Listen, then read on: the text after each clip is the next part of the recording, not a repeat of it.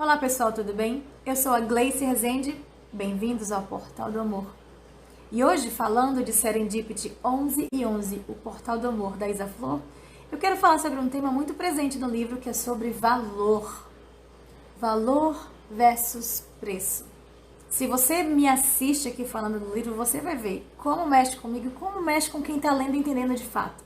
Isso mexeu tanto comigo que eu mudei a minha forma de vender o meu trabalho. Então, por exemplo, eu não vendo mais a minha hora-aula. As pessoas perguntam, quanto você cobra por hora? Gente, eu não vendo o meu tempo mais. Eu mudei o vocabulário. É tanto que eu falo assim, eu vendo a sessão, e minha sessão inclui isso. Por mais que aquela sessão inclua um valor, quer dizer, um tempo ali, mas não se vende o tempo. Mas são conceitos, você pode me chamar de louco, eu não me importo. São conceitos que você começa a mudar quando você começa a abrir a sua mente, olhar o outro lado de tudo. Então, veja bem, eu tô aqui para te contar minha experiência em Serendipity em relação a esse tema.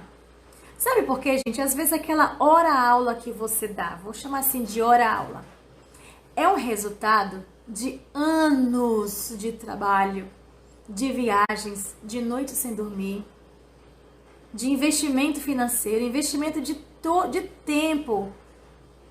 E a gente descategoriza e desvaloriza isso quando a gente passa a precificar aquela hora. Quando eu entendi isso, me deu um estalo que o simples fato de eu mudar só o termo, eu vendo a sessão, mudou muita coisa. Mudou tanto que eu comecei a dar valor a cada segundo meu. Sim, mas é claro que eu tô falando aqui de vender a sua hora, o seu trabalho. Mas quando o livro fala de valor, fala de várias coisas. E eu quero me ater aqui, não é nem essa questão de trabalho. É uma cena que ela descreve no livro do Natal. Gente, imagina, a Isa era multimilionária, estava na sua grande mansão na fazenda, com todos os seus amigos, e eles tinham uma tradição. Na véspera do Natal, isso foi a Isa que implantou, eles liberavam todos os funcionários, todos, davam uma gorjeta não, de presente, um valor altíssimo em dinheiro, porque eles mereciam por toda a dedicação durante o ano todo, e liberava essas pessoas. E é interessante quando ela relata a primeira vez que ela impôs isso que ela falou com a Aninha, a mãe dela, que era para liberar todo mundo. E a Ana ficou desesperada. Como assim vai liberar todo mundo? Quem vai lavar os pratos? Quem vai limpar a sujeira? E ela falou, gente, mas que absurdo, a gente veio aqui para descansar. Ela libera. Porque é absurdo mesmo é a gente permitir que um funcionário deixe de passar o Natal com sua família para ficar limpando nossos pratos. A gente que vai varrer, a gente que vai limpar. Foi um choque, mas olha só, gente. E aí ela relata todo esse momento, né? Os funcionários deixam a casa limpa, a mesa posta, fizeram tudo o que puderam, receberam presente, uma bonificação que ficaram super felizes, porque não era assim antes, então ficaram encantados e foram para casa. E aí, gente, ela conta. À medida que ela vai relatando, você começa a entender o que ela tá querendo te conduzir. Porque depois que todo mundo janta, todo mundo, como uma família, vai para a cozinha, varre o que caiu no chão, lava os pratos, e a maneira como ela fala, dá para perceber claro, de que quando você vai lavar o seu copo, aquele que a pessoa que trabalha para você lava todo dia, quando você pega para lavar e guardar e enxugar o seu copo, você começa a perceber o valor das coisas que você tem e o que você tem de fato. E o mais lindo é como ela consegue fazer a gente viajar na história. Quando ela conta que eles colocavam som alto, dançando, conversando e ao mesmo tempo em família, cuidando do que era deles. E tem uma hora do fim de semana onde não tinha nenhum empregado ali na casa, que ela fala assim, gente, eu vou descansar um pouquinho, mas ninguém limpa nada, me espera. Não tinha atitude entre eles do tipo, ai que bom, fulano falou, preocupa não, eu lavo os pratos pra você, não existia isso. Todos tinham que fazer junto, ninguém era liberado, só que eles passaram tanto a entender o valor daquilo, que todos faziam questão de estar juntos, tanto que quando ela falava assim, gente, eu vou descansar um pouco, os meninos falavam assim, vamos aproveitar para descansar um pouquinho também, porque na hora de arrumar, eram todos para arrumar. E quando você começa a ler o livro, a maneira como ela explica, que é muito detalhado e é gostoso a leitura, você consegue compreender o valor que ela quer passar para você. É o que ela sempre fala nisso, é o outro lado da coisa. Dentro desse mesmo tema valor, tem uma outra cena muito marcante quando ela tá num restaurante chique com a Anitta e Nayara. Anitta e Nayara, as cantoras, pois você vai ter que descobrir o porquê que eu tô mencionando as duas. Vai ter que ir lá ler pra entender o que acontece nessa história. Chegou na hora de dar gorjeta e ela deixa uma gorda gorjeta. Aí uma delas fala assim, nossa, eu nunca deixo mais do que tanto. E ela começa a mostrar. Porque assim, na verdade a gente acha o seguinte, que aquela pessoa tá ali, se ela tá sendo paga, é obrigação dela se vir daquele jeito. Só que, gente, o livro explica pra você que tudo é energia. E quando as pessoas fazem com amor, aquilo volta pra você. Você recebe aquilo, te faz bem. Inclusive as pessoas que cozinham, se elas não estiverem bem naquele dia, até a comida pode fazer mal. Ela fala assim, Anitta, olha para esse lugar, como é limpo, como é cheiroso, como é lindo. Olha essa comida, como é gostosa. Olha a maneira que a gente é atendido. Essas pessoas chegaram aqui cedo para preparar todo esse ambiente para que a gente se sentisse bem. E o discurso dela de início é justamente o nosso. Ah, mas é pago para fazer, isso é obrigação. Ela não fala assim, mas assim, a compreensão dela no momento é essa. Só que Isa consegue mudar a visão dela de tal forma que ela até se emociona nessa cena. E eu fico pensando, de fato, gente, será que o tanto que a gente recebe de salário, o tanto que você paga as pessoas, porque é uma troca, entenda.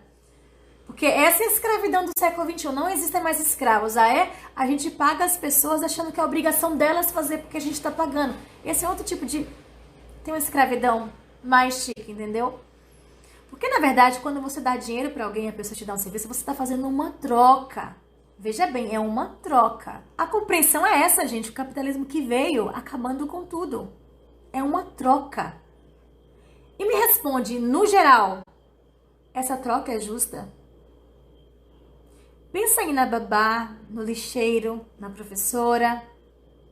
Tantas profissões que a gente ignora das pessoas que ganham tão pouco, porque não tem estudos, não é? É uma troca. Quanto vale essa troca?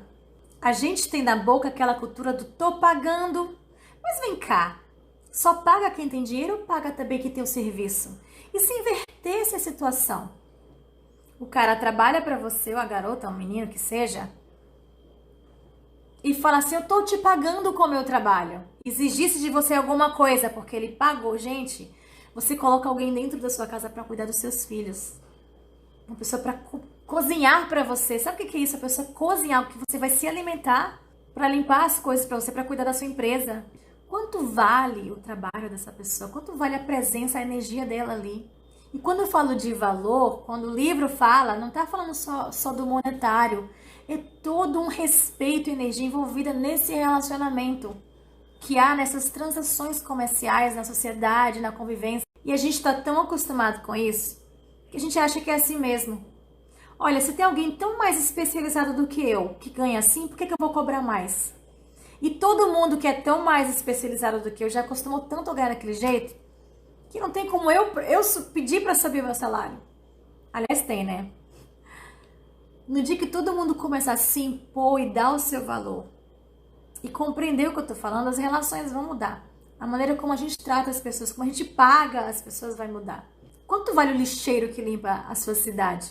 E se todos fizessem greve? E se todos decidissem ir para a faculdade para serem médicos? Que maravilha! Quem vai limpar a cidade? A gente só conhece o valor das coisas, das pessoas, do trabalho das pessoas quando a gente fica sem, gente. Quando a gente não tem quem faça. E a gente é tão cara de pau que a gente mesmo sabota a possibilidade de uma melhora. Por exemplo, no lugar onde eu moro, teve uma pessoa que fez o orçamento de uma faxina na casa dela, uma casa de 2 andares. Essa dupla dessas mulheres que fazem uma faxina interessante, especializada, diferenciada, cobrou R$ 1.200 pela faxina. Os comentários, que absurdo, meu Deus, que roubo. Quer saber, se eu fosse fazer essa faxina, eu queria ganhar 1.200. E se eu falar assim, que absurdo, que roubo, é eu querer dizer, mesmo não dizendo, olha, se eu for fazer faxina, não me dê 1.200, é muito, eu não mereço. É uma chamada de consciência, eu tô chamando você para pensar. Porque tudo que a gente fala pode voltar pra gente. Se não mudarmos o conceito, a compreensão do que seja valor, os preços não vão mudar, gente. E se você se der o devido valor, você consegue mudar alguma coisa para sua vida. Você consegue cobrar até mais do que quem é mais especializado que você está cobrando.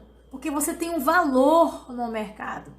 E se as pessoas reconhecerem o seu valor, elas vão querer dar o preço que você tá cobrando. Vai por mim.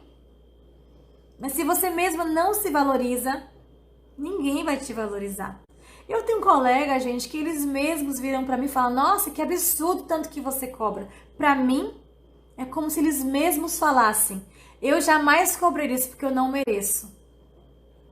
Volta pra vocês que você fala pras pessoas. Volta pra você. Imaginem comigo que alguém que você acha que cobra caro demais, só imagina, tá? Ai, que absurdo tanto que aquela pessoa cobra. Imagine que você acabou de resolver fazer o mesmo trabalho dela, mas bem mais barato, porque ela cobra caro demais. Mas alguém chega pra você e fala assim: olha, eu quero que você faça um trabalho pra mim e eu vou te cobrar o mesmo tanto que aquela pessoa cobra. Me responde com seriedade. Você diria: não, que absurdo, é muito, não, eu cobro. Você pode até fazer isso. Mas será que no fundo você acha: meu Deus, não vale, esse meu trabalho não vale esse tanto? Ou vale esse tanto? E se vale, por que você não se dá esse valor? E quando você entende o valor das coisas, tudo muda, porque pessoas são muito mais que coisas, incomparável. Então, se compreendendo o valor das coisas já vai fazer você mudar de atitude, quem dirá o valor das pessoas? Então, ao invés de olhar para a pessoa que trabalha com você: ai, se você não quer, eu contrato outro, tem gente morrendo de fome, doido para estar no seu lugar.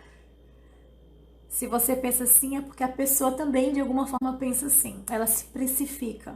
Então, quero concluir aqui o que eu falei no início. No dia que eu entendi que meu tempo não tem preço, tem um valor, tudo mudou. Não só no meu trabalho, mas na minha vida pessoal. E como o livro convida você a olhar o outro lado, só vai entender o que eu tô falando quem já está apto ou quem se deixa aprender. Na verdade, toda essa reflexão é uma forma de ver o outro lado do que o livro mostra, porque o livro mostra o outro lado da vida, de tudo que é falado. Se você não conseguiu acompanhar o meu fio da meada, esse outro lado que eu mostro aqui, talvez não seja o seu momento. Porque o livro Serendipity, você só consegue beber da fonte da filosofia se você conseguir ver o outro lado. Senão você fica uma história pela história, mas também não tem problema. Todos nós temos o nosso momento daquele clique, onde a ficha cai. Tudo no seu tempo, gente. Cada um de nós, todos nós estamos em evolução e devemos respeitar o passo de cada um. Ninguém é melhor do que ninguém. Então essa foi a reflexão do dia, foi o papo do dia. Se você ficou até o final desse vídeo, se inscreve aqui no canal, clica aqui, dá um like, porque você ajuda o canal a crescer. E para que eu saiba que você assistiu até o final, você vai escrever a palavra Serendipity. Combinado? Até mais!